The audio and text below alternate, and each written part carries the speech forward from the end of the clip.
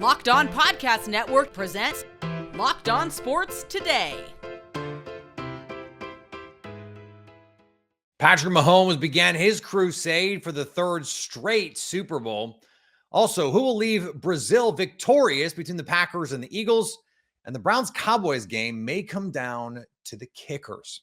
Today's episode brought to you by our friends at Game Time. Download the Game Time app, create an account, and use code LOCKEDON for $20 off your first ticket purchase. Terms apply. Download Game Time today. What time is it? Game Time. I'm Peter Bukowski, starting your day with the can't-miss stories and biggest debates in sports. You're Locked On Sports Today. Searching all major sports. Found.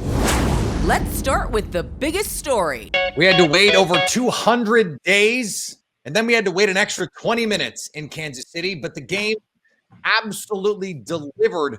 Isaiah Likely couldn't get just that big toe down, his best Kevin Durant against the Bucks a couple years ago in the NBA playoffs.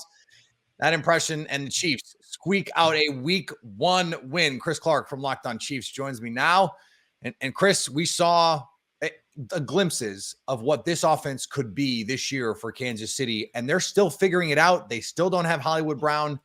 This has a chance to look awfully scary, doesn't it? Yeah, and you look at what the players that actually contributed tonight. Rashid Rice went off over 100 yards. He was just a man on a mission. He was catching everything that was thrown to him. You look at Xavier Worthy, who has 2 long touchdowns, a 20-yard run and a 35-yard catch for a touchdown, 2 explosive plays by the fastest guy in the NFL. Yeah. And this offense looked like, that drop by Samaje Perine that just barely missed him. Probably was going to go for a touchdown. He had, from what I've been told, at the field, he had the entire field in front of him and just couldn't bring it in. Brand new player to the Chiefs. I think that him and Patrick will get on the same page on those in the future, and that will be taken care of.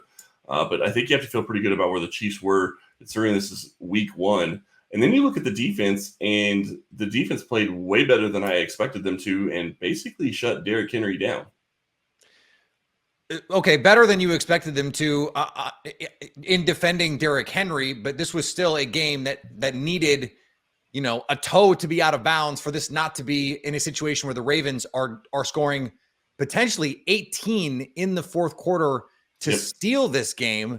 What is your concern level on what you saw in the fourth quarter when Lamar Jackson, frankly, made it look easy getting it down into scoring position there at the end?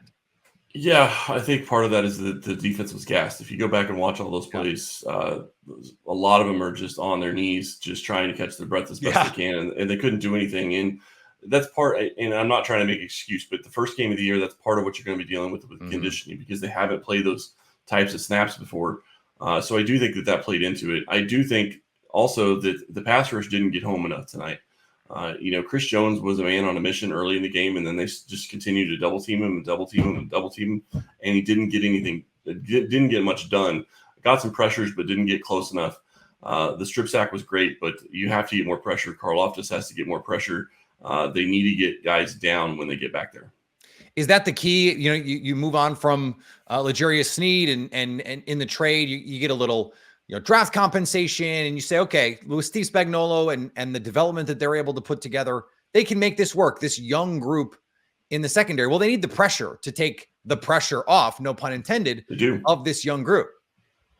No, they absolutely do need the pressure. And I think when you look at this game, and I was trying to look at the scorebook right now, because when you go back and watch this, I think that they only had 1 completion to a wide receiver that was outside of Zay Flowers. And don't get me wrong, Flowers had a good game. 2 of them to Rashad Bateman, the one at the end. Okay, so Bateman. It was 2. Okay. Yeah. My apologies. But still, he had 5 targets, had 2 catches for 53 yards. I guess, that was a big play down at the end of the game. But they didn't really get the ball to the wide receivers very often. It was usually to the tight ends or to the running backs.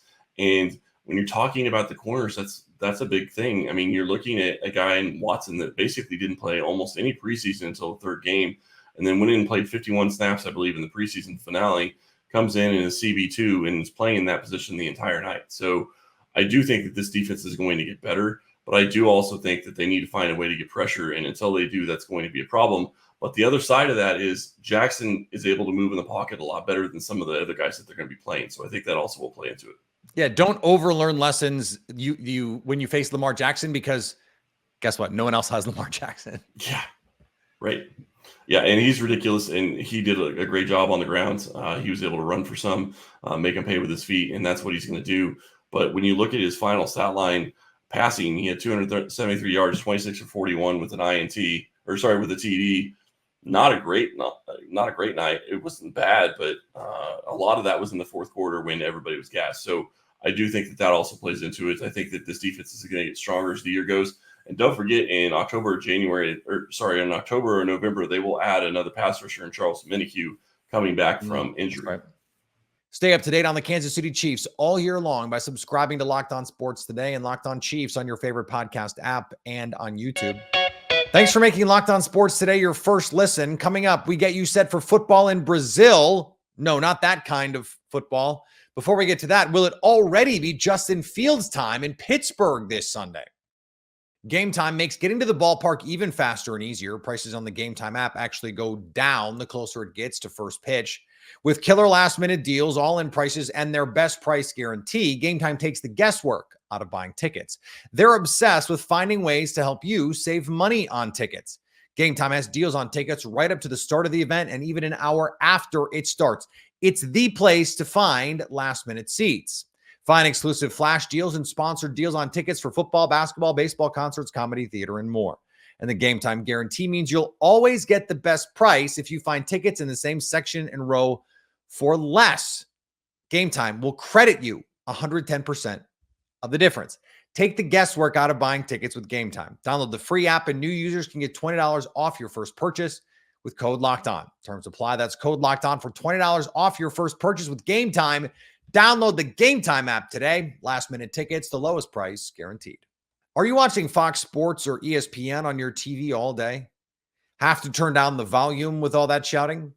Make the switch to Locked On Sports Today, a free 24/7 sports streaming channel programmed for you every day to bring you the biggest stories without all the screaming. Locked On Sports Today brings you can't-miss analysis, opinions, and news streaming 24/7 on YouTube or the free Amazon Fire TV channels app, part of the Locked On Podcast Network, your team every day. Pittsburgh Steelers head coach Mike Tomlin recently named Russell Wilson the starting quarterback for the Steel City. He may already need to be thinking about what life may be like without him. Wilson is reportedly dealing with a calf injury that stems from the injury he suffered earlier in camp. This is just calf tightness, but if there's tightness, you risk re-injury. He was listed as a limited participant in Steelers practice on Thursday.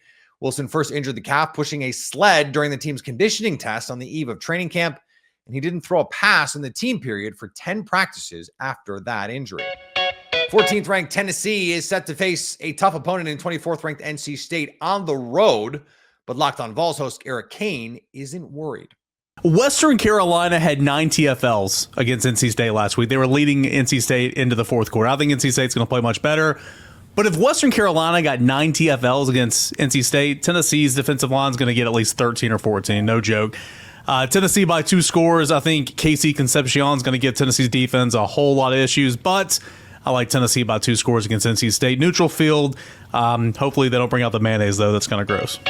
Over in Major League Baseball, the Giants took a potential key free agent off the board, signing Matt Chapman to a monster extension.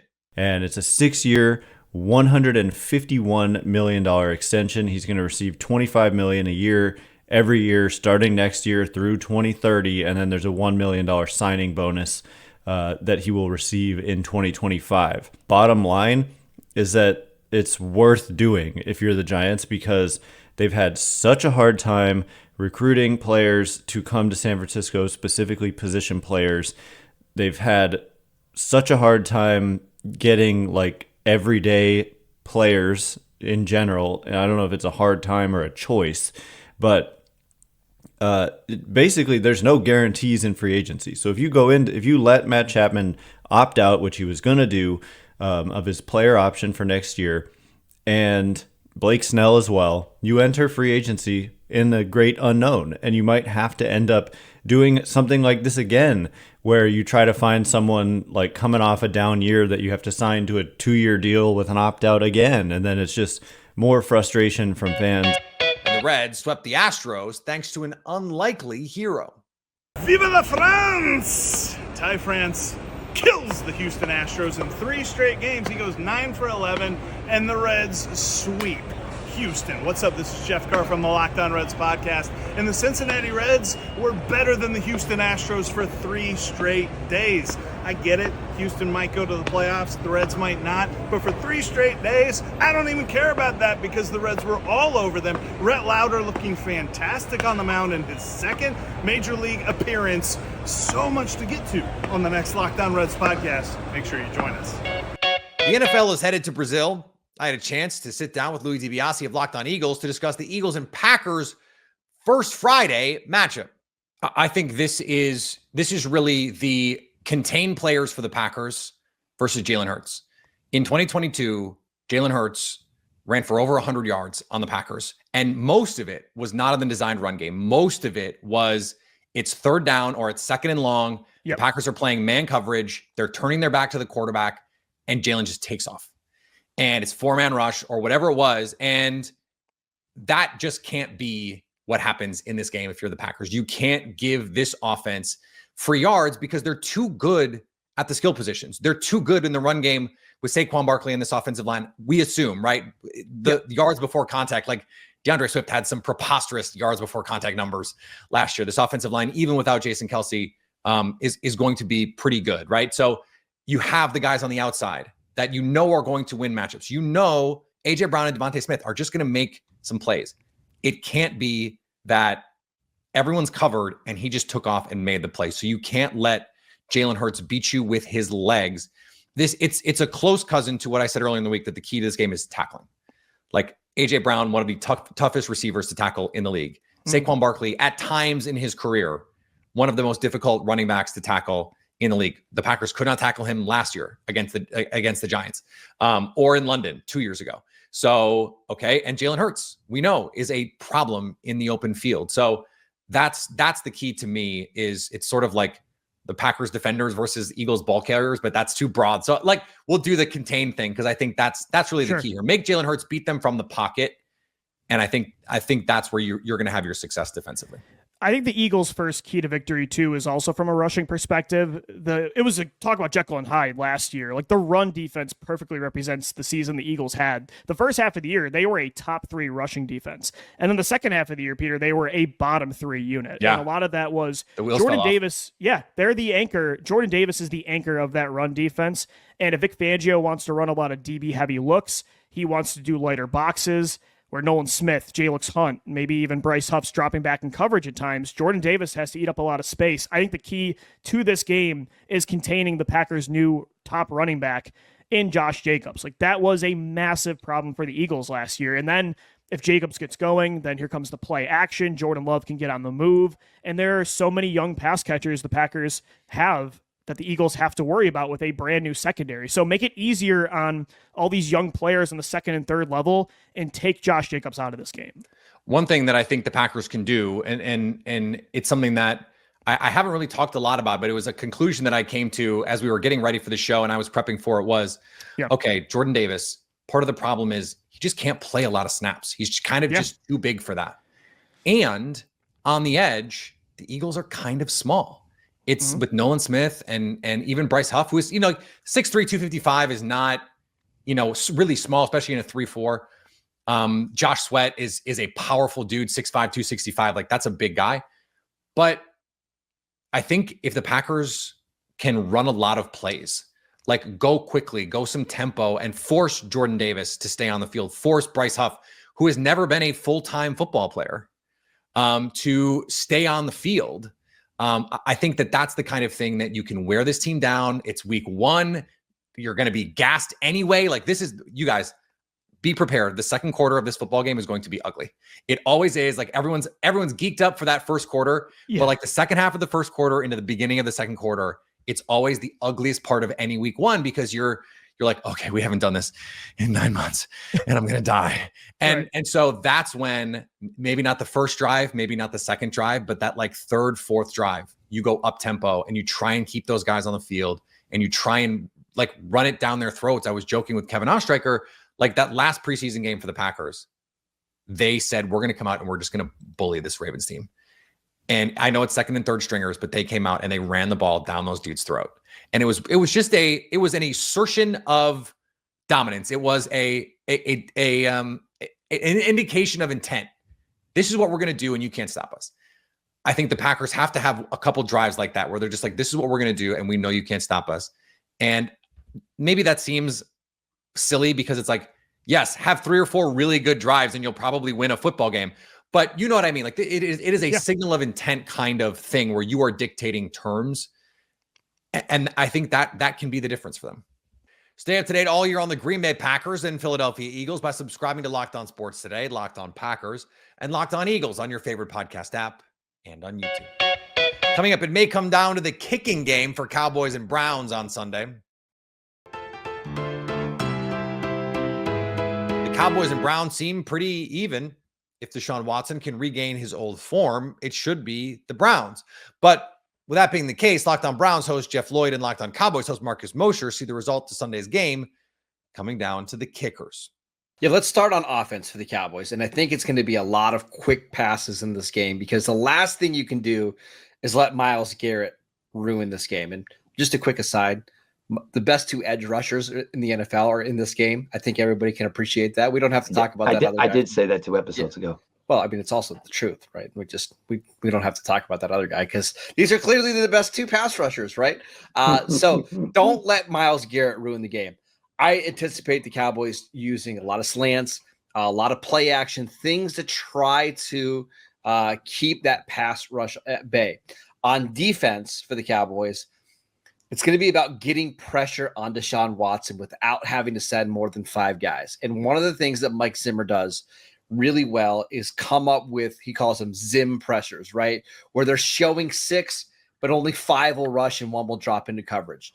With Deshaun Watson not playing at all in the preseason and missing the final however many games last year, you got to assume that there's going to be some rust, right? Can you take advantage of that? Give him different looks that maybe he's just not used to seeing.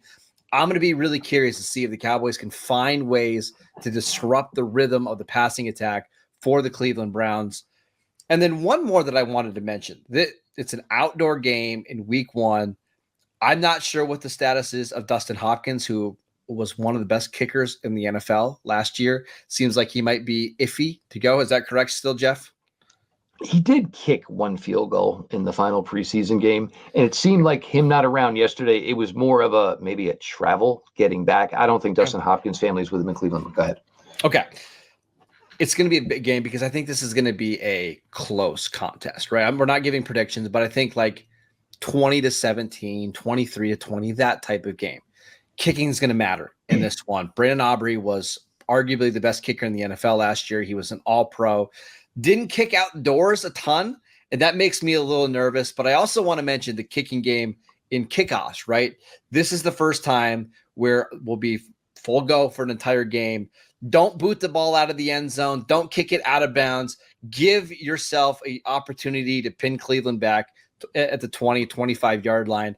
Keep an eye on the kickers in this game because Aubrey and Hopkins are 2 of the best in the NFL. And honestly, whichever one kicks better will probably win this game. And it's funny when you bring up the special teams aspect. Look, it's as new to us guys as it's going to be to all of you. So there's not really that much more to bring up other than, kickers make your kicks. Kickers don't do silly, stupid things like cost your team 10 to 15 yards. But that's week 1, right? Like, of course. We're going to see probably 3 or 4 games this week decided by either a kicker missing or making a kick. When you have 2 quality opponents or quality teams like the Cowboys and the Browns, both double-digit win teams last year, a lot of times it does come down to who makes that 53-yard field goal and who doesn't. Yep. And of course, who may give the other one, the opposition, the opportunity because of a poorly placed kickoff. For the Browns, a couple things here. Look, it is going to be this offensive line, Singleton here. And look, we're all excited. We really, really are, but we just don't know. And he's replacing one of the legends in the NFL, certainly in Bill Callahan, but we just have not seen this group collectively together with him. So it is basically, do I think they're going to be good? Sure. But I have to be able to prove that. So I have no proof to prove anything. Jeff, real quick, I want to mention the Cowboys went through this with Bill Callahan. He was their offensive line coach that's right. in the mid-2010s. And that first year that he left, the offensive line was still pretty good. Where you saw it start to deteriorate was a couple of years after. I'm sure Cleveland's going to be the same way because Nobody's as good as Bill Callahan at coaching offensive linemen. It's just how quickly does the coaching deteriorate? Is it this year? Is it next year? Or is it not at all? Or do you just go the route of, well, what did Bill do every Tuesday, guys? Just give me some input here. The other thing is, look, you have a rookie corner starting. You have a corner starting coming off of ACL. You got to attack those guys. You got to see what they got. And the other thing, and to your point where you talked about earlier with the quick passing game is nobody's really played. So a lot of the guys playing haven't tackled anybody in a long time. So that is part of the reason why you're going to go with this, because there's a chance for a lot of chunk plays here in this game, just because, guys, it's been a long time, and a lot of it, you're going to see some ankle and this type of thing, just because it's been a long time since you've got mano-a-mano trying to get a guy to the ground. And that speed, look, there is nothing that comes quicker than the game itself. So, I don't want to hear that, you had the team practices, this, that, and the other thing. When it is live on Sunday in front of everybody, it's a whole new ball game. And then the last one is for, the defense. And like we were trying the other day, and I did a bit on Juan Thornhill, and I think some people thought like I was trying to be critical. No, we were just trying to say one thing on the Browns where I thought maybe they didn't get as much out of it last year as they possibly could this year.